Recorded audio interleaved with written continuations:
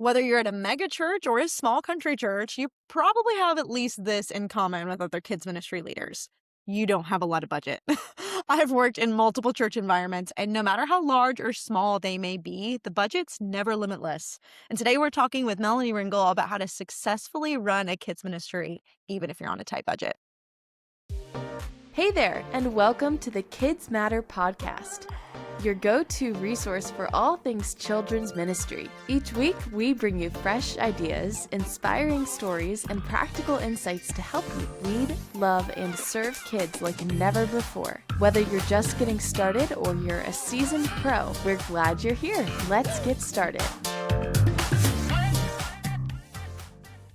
I'm Hannah Augustine, and personally, I'm a big fan of trying to live frugally and within my means. My mama, she taught me to save and steward things well. One time, this was impressive. I was very proud of this. I made an eyeshadow pencil last like months longer. Like you could have thrown it away. I used a bobby pin to dig out the pencil and then use it on my eyes. So just saying, you can be frugal, whether it's your personal finances or the church's finances. There are ways to save money. And I firmly believe that kids ministry leaders are called to steward their church's finances. That money is someone's tithe, which we'll dive into a little bit later, but we want to use that wisely.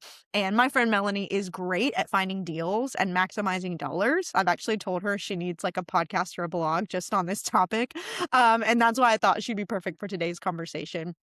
Now, this podcast is also going to be featured for our KidzMatter Pro members. The month of July, we're talking about innovation and how to grow your ministry in fresh and new ways. So we are going to have some bonus content at the end of today's episode. If you want to hear it, you can visit kidsmatter.com/pro and get your free trial to check out the rest of today's episode. Now, you will never know the internal impact of your kids ministry, but what if that impact could be bigger than you ever dreamed? What if your kids ministry was an active part of reaching the world for Jesus? The Park is an all-new Bible-based curriculum for early childhood and elementary ministries. Created by experienced children's ministry leaders, The Park helps churches spend more time discipling kids, families, and volunteers by reducing preparation time. We love that. Every lesson is scripture-rich, volunteer-friendly, and designed with minimal prep and affordable supplies in mind. Perfect timing. And whether you're serving in a small church or a multi-campus environment, The Park provides tools that make weekly ministry easier, including simple lesson plans and engaging activities. Now, simple doesn't mean shallow, though. We want kids to know that they can find freedom in the truth of God's word. And best of all, your subscription funds medical and gospel missions to unreached people groups throughout the world. After the Park covers their costs, every penny goes to reach the unreached. Now, you can take a walk with the Park with a free sample at parklearning.com. Be sure to check that out. Melanie, I am so glad that we were able to connect. Last summer, we're right at a year of long-distance friendship through KidzMatter Pro, and then now you're a KidMin Academy student. It has been such a blessing to know and call you friend. And you've been in kids ministry for more than 10 years, and you've gotten great at maximizing your budget. I want to talk about that, but tell us a little bit about your kids ministry experience, maybe a fun fact about you and who you are. Yeah, Hannah, thank you so much for having me. Yes, thrifting is my life. So I do love it so much. But I love that I can also do it for kids ministry and ministry in general. But yeah, I've been in 10 years of ministry. That's just crazy to think about.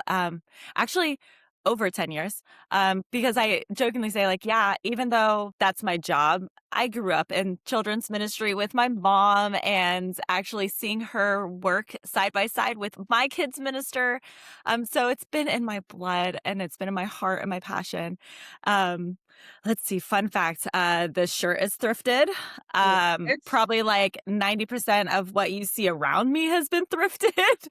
And so, I mean, it's a benefit not just for me personally, but it is for the ministry purpose of you can find some good things if you just know what you're looking for. So I'm very excited to be here. Thank you for having me. And yes, our friendship this is like our year anniversary. So let's celebrate. One of my favorite memories with you is this last retreat. If you guys came to our KidzMatter retreat, we did an after party in the hotel lobby. Melanie and two of her friends, Stephanie, shout out to you, and Laura, they came and we played board games in the lobby for like, I don't know, an hour and a half. And I brought, this was So I'm thrifty when it comes to food as well. So I had random like chips from the flight there, and I think leftover chips from my lunch, like pretzels, the little mini cookies. So I'm bringing that to the lobby thinking I have this contribution. And I come downstairs and Melanie has a bag this big with like actual quality snacks. So I just kind of put my little pile to the side. Listen, that's the difference between driving and flying, okay? That's the difference. Fair, fair. I Okay, will let's give you not that. discredit it. I will give you that. And today's outfit is actually thrifted as well. Oh, I absolutely yes. love thrifting. My husband and I are currently big on estate sales. There are a ton in Yes. our area. Ugh. I mean, that's sad, because it does mean someone has passed. But we Or downsizing. Yeah, that's true. We went to one a couple months ago that was downsizing. They were, like, moving to a new area, and so they had opened it up instead of doing, like, a garage sale. But we have found some incredible things. I got this, like, Yes. phone holder thing, Oh, which is, like, random, but it was, like, I don't know, $3. I got, like, a leather bag for travel, like, for my laptop, like, for 15. that's I mean, it's yeah. crazy what you can find. Now, you have to be careful because sometimes you get things you don't need, just because they're cheap. So that's the the danger side of thrifting and That might be a whole nother podcast. yes, that can be part 2. How not to hoard in ministry. Yes. We're gonna start with question number 1, which is why do you think stewarding budget matters, especially in ministry? Well, that is such a good question. Similar to what you said about just knowing that people are giving money, and that is something that you don't want to take that lightly. People are giving their offering, and that is something that they expected to go to the kingdom and kingdom work. So flat out, it's biblical. It's biblical to do this in your ministry. To be good stewards with the talents that you have is one version. To be entrusted with the care that we have of everything God has provided for us is the other reason.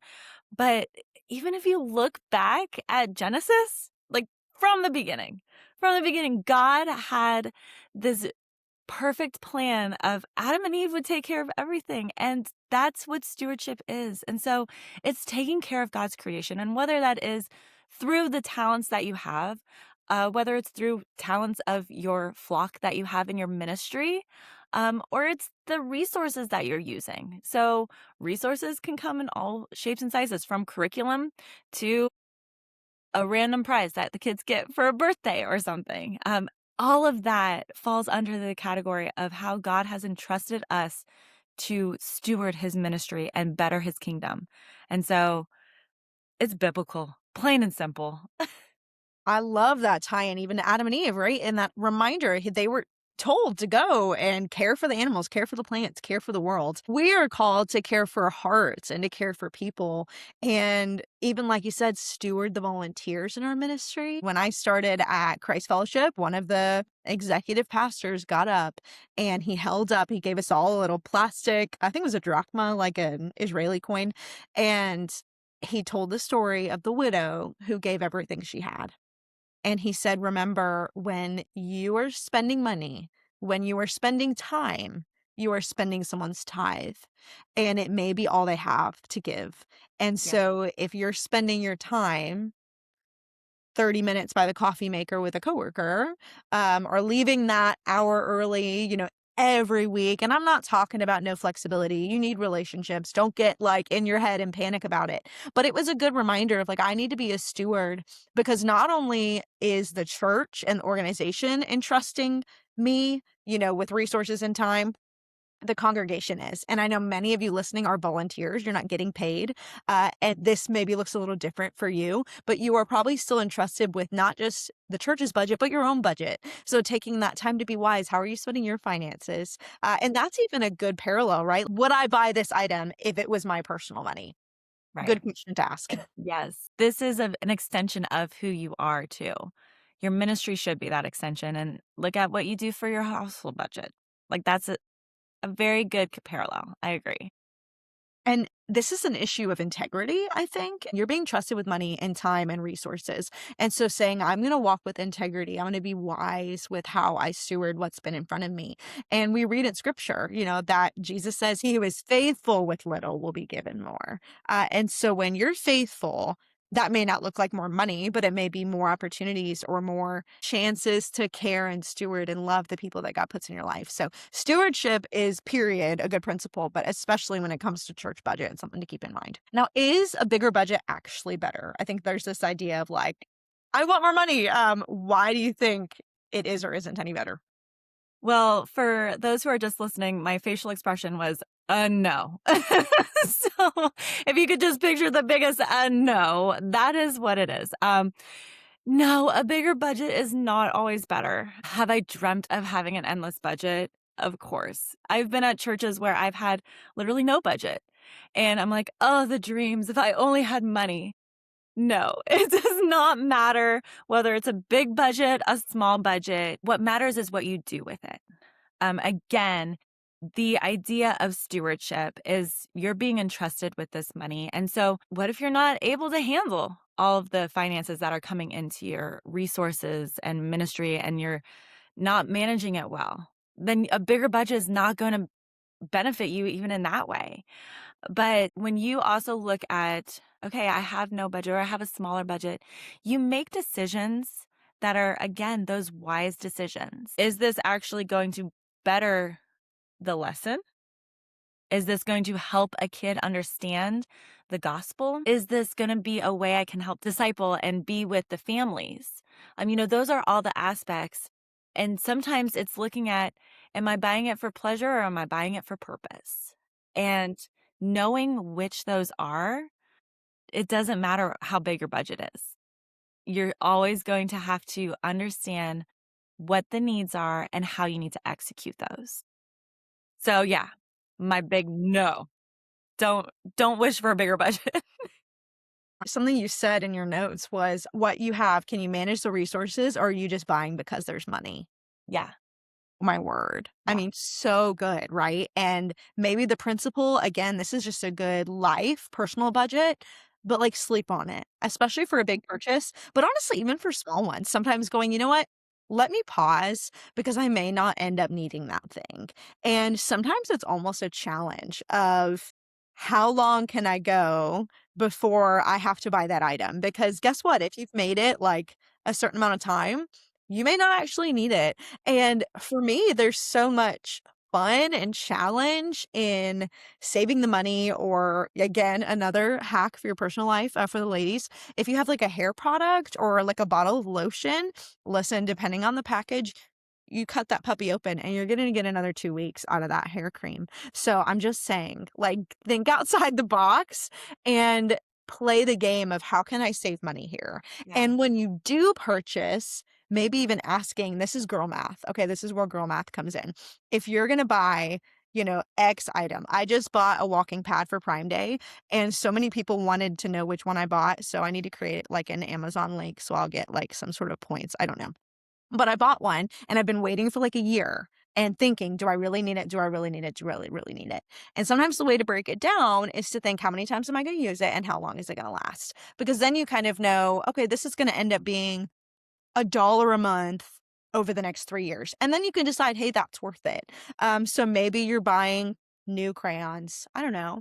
And you think, is this going to be worth the cost of the investment? Or maybe it's something bigger, like you need a better computer for your slides and for some of the production things. Some of the ways to look at that, how much time is spent troubleshooting? And your time and your volunteers' time is worth money. How often do things go poorly and ruin your lesson or your illustration, right?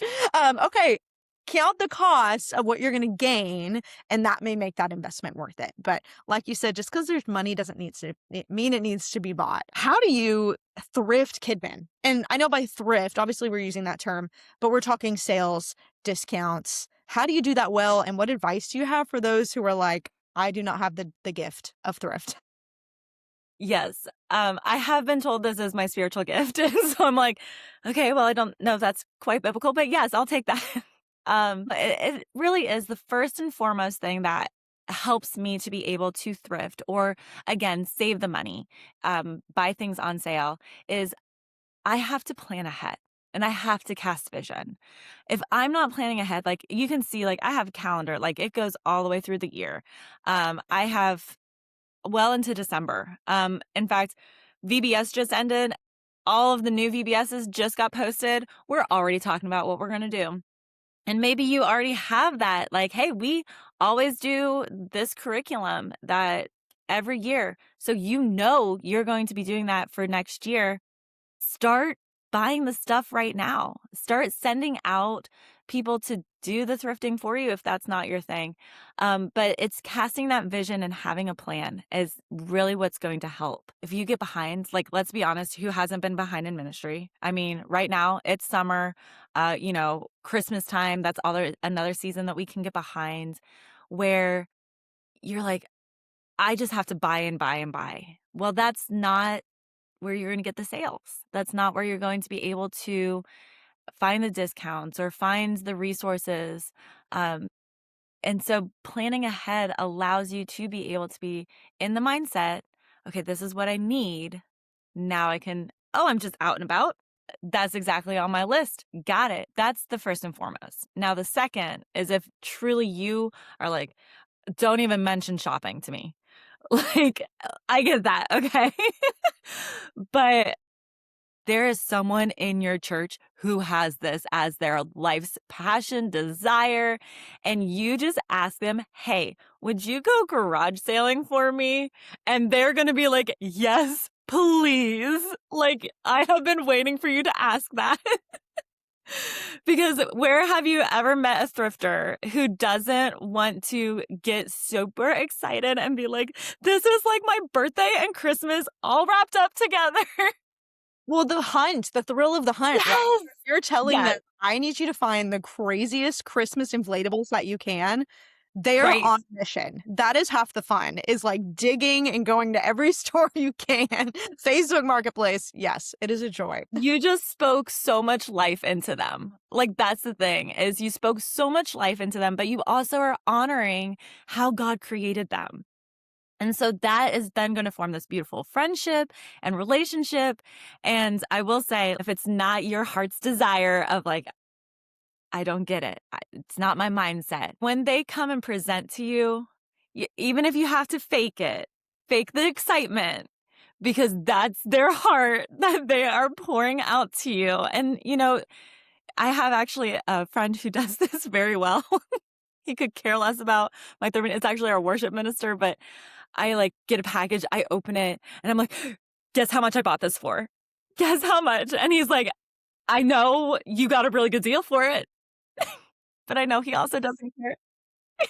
And so it's just that, again, it's honoring those who have that as their heart, to be able to serve. Because there might be people who don't know how to serve other than thrifting. They're good at finding those deals.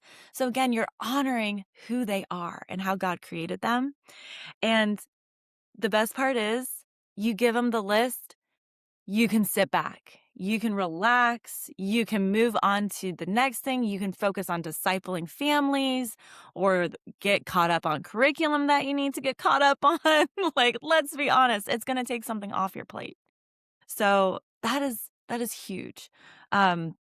And in all honesty, part of also that team is it doesn't have to solely be at your church. I have a whole army. Like, I have my aunts who, when they're in Florida, like in the wintertime, I'm from Ohio, there's not garage sales or estate sales happening in winter. Like, that's just plain and simple, unless it's indoors. But my aunts, I'll give them a list. Hey, this is what I'm looking for. And they'll go out shopping. I have friends who I've thrifted for them and said, hey, I know we're doing the same VBS. I picked this up for me and one for you. We got this. So there is a whole army you can have. And if you don't even know where to start and you want to contact me, sweet, I will thrift for you too. She's ready. If you're in the Ohio area. Yeah, Ohio area, let's be honest. Shipping can get a little crazy. We have pitched a business proposal that Melanie needs to get a warehouse of children's ministry thrifted items. And I'm just saying, if you think that's a good idea, comment on this video, because we could get her Yeah, going. The Thrifty KidMin. I mean, the business is there. I think the market is there. it's doable. I want to say it is doable in ministry to do, whether it's by you or whether it's by someone else. But again, it starts with casting that vision. Now, one thing that I will say that can get a little tricky, you're like, okay, casted the vision, VBS 2027, that's a year away. What if someone brings me like something right now? So yes, within reason, you have to know also what storage you have. Can you store it? Can someone store it for you? That's the third thing I would say. Those are your top three. Cast that vision, have that army of thrifters for you, and then know what storage you have and know how you can store it. Because there are things that I do buy out a year in advance, and it's also remembering where I put it. So know, like, if it's Christmas, okay, I'm putting it with the Christmas. I'm not just putting it willy-nilly somewhere else. So make sure you know where it's going to get stored, or create an Excel document. Hey, we have this item. This is what we have listed, all event here, event there, because there might be something you use twice before you even use it for the original time that you got it. Like, Come on. And like you said, I think the planning is really the foundation to this. We, in our KidMin Academy module in January, we talked about volunteers, and everybody was sharing different ways they do volunteer care. And Brian and his church in Texas, they were talking about how they buy Christmas welcome mats, and yes. every volunteer gets one. And I thought, well, first of all, that's actually a volunteer gift that I would want to receive, right? When you want a bigger ticket item, that's so fun. But if you're buying those in October, it's going to be expensive. But if you capitalize on times of year, there you go. Diving into that, what are some of your favorite creative ways? Like when we're looking at saving money, what are some creative ways to do that? Yeah. So I do look for how many ways could I use this? So So like, for example, we had some leis that I had bought for Christmas in July. Then we used them for a tropical theme for one of our curriculum months that we had. And most recently, I cut them up. Yes, I cut them and transformed them into our laurel wreaths. Actually, I do have it. So, all right, here is our laurel wreath made out of Hawaiian leis that we amazing. used for our VBS Rome. And Fantastic. so here's the thing is, originally when I bought these leis, they were 25 cents because I went to a bin store. Fantastic. Love it. Um, but it wasn't just like one lei. I bought like a package of 100 for 25 cents. So now we're breaking down, let's girl math this. Okay. So now I'm like for pennies making their VBS craft. And again, if that's not your forte, because time is also money. I had volunteers who they used this as a way to earn camp scholarship money, that they took the project home, they cut all of the Hawaiian leis apart, and then they brought it back, because that for me saved me much, much time, saved us much, much money.